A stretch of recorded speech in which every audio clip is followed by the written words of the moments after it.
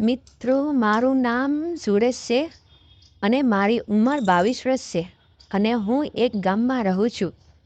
મારો અભ્યાસ પૂરો કર્યા પછી મેં મારી પોતાની દુકાન ખોલી અને તેમાં કામ કર્યું. મારા પિતાના અવસાન પછી મેં ઘરનો બધો જ બોજ ઉપાડી લીધો. મારી માતા જે 45 વર્ષની છે, મારી વિધવા બહેન જે 30 વર્ષની છે, મારી નાની બહેન 15 વર્ષની છે અને મારો 1 વર્ષનો ભત્રીજો મારા ઘરમાં રહે છે. અમારી આર્થિક સ્થિતિ સારી છે અને અમારો પરિવાર ખૂબ જ સમૃદ્ધ છે. મારું જીવન ખૂબ જ સારી રીતે ચાલી રહ્યું છે અને મેં તમને મારા વિશે કહ્યું નથી. હું સારો દેખાઉં છું અને હું મારું શરીરનું પણ ધ્યાન રાખું છું. મારા શાળાના દિવસો દરમિયાન મેં ઘણી મોજ મસ્તી કર્યા હતા અને મારા બધા જ મિત્રો મને જાદુગર કહેતા હતા. પણ કોલેજ પછી મેં આ બધું કરવાનું બંધ કરી દીધું અને દુકાન પર વધુ ધ્યાન આપવાનું શરૂ કર્યું.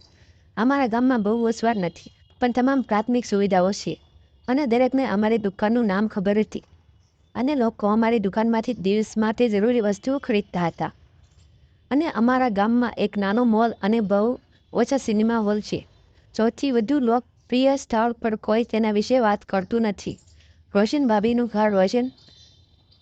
ઘર પુરુષો માટે સ્વર્ગ સમાન છે. લોકો દૂર દૂરથી પણ તેનો આનંદ માણવા આવે છે.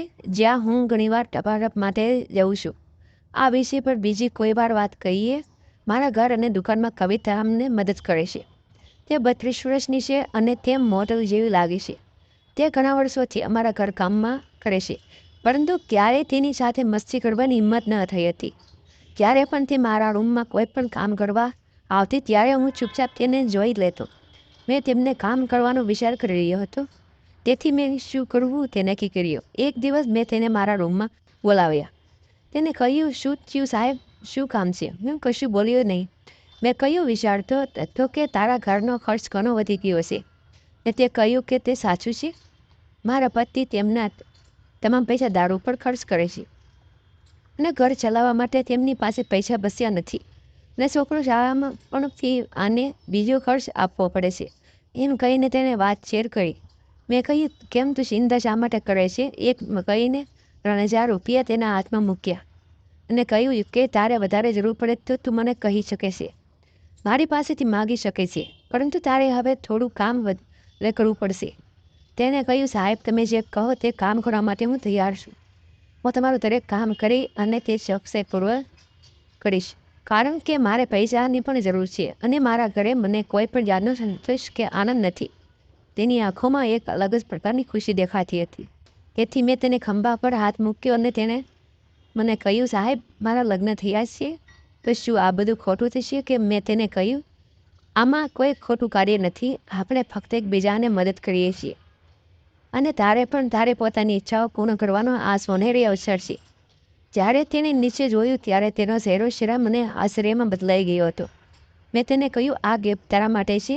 આવી સુંદર અને વજનદાર ભેટ તારા પતિએ પણ તને ક્યારેય નહીં આપી હોય. તેને કહ્યું, મારા પતિ આનાથી પણ અડધી ગિફ્ટ મને નથી આપી છે.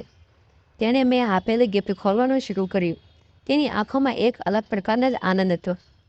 જ્યારે તેને સંપૂર્ણપણે મેં આપેલી ભેટ જોઈ તો તેની આંખોમાંથી આંસુની ધારાવાઈ રહી હતી. તેણે મને રોક્યો નહીં. હું બહાર આવવા માંગતો હતો. મેં જોયું કે તેનું ગૌમુખ શરમથી લાલ થઈ ગયું હતું. તેના ગાલ કાળા પડી ગયા હતા. થોડીવાર પછી તે બોલી, મને થોડીવાર માટે શાંતિથી પલંગ ઉપર બેસવા દો. અને મને વિચારવા દો કે જ્યારે બારી બહાર નજર કરી તો ચંદ્ર આડા કાળા દિબાથી વાદળથી ઘેરાઈ ગયેલો હતો.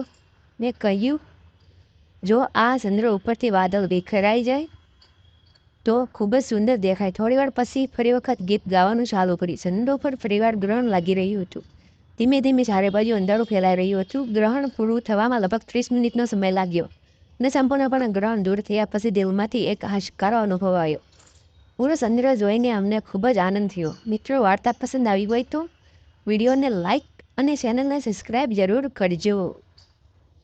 ફરી મળીશું એક ઓર નવા વિડીયોમાં. ત્યાં સુધી આવજો. આ વિડીયોમાં આવેલા પાત્ર કાલ્પનિક છે અને વાર્તા પણ કાલ્પનિક છે.